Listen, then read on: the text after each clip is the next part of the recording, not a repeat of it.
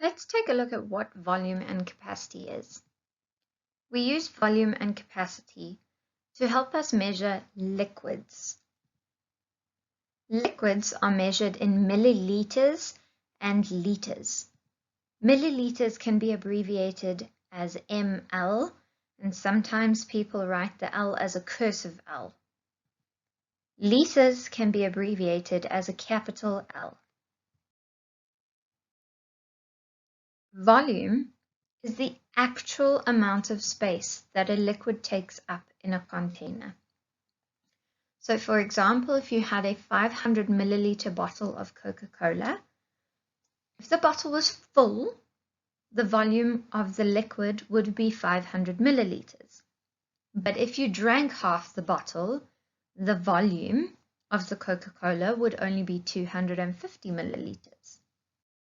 We're going to practice measuring volume, or reading the volume of a liquid off of a measuring cylinder. When reading the volume of a measuring cylinder, we need to know how much each line represents.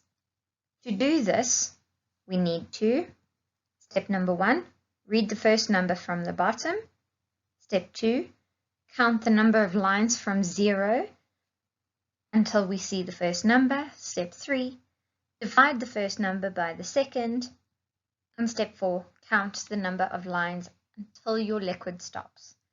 Now this sounds a bit complicated, but let's read. There's a measuring cylinder. The liquid goes up all the way just before the 200 millimeters.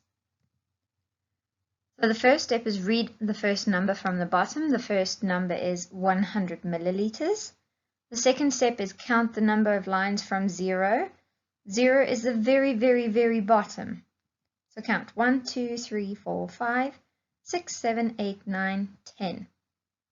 There are 10 lines from the bottom to the first number. Step 3, divide the first number by the second number. Your first number was 100. Your second number is 10. So 100 divided by 10 means that each line represents 10 milliliters. Step number 4 says count the number of lines until your liquid stops. So we count from the bottom. 1, 2, 3, 4, 5, 6, 7, 8, 9, 10, 11, 12, 13, 14, 15, 16, 17, 18, 19. There are 19 lines. Each line we know is 10 milliliters. So 19 times 10 is 190. Therefore, the volume of this liquid is 190 milliliters.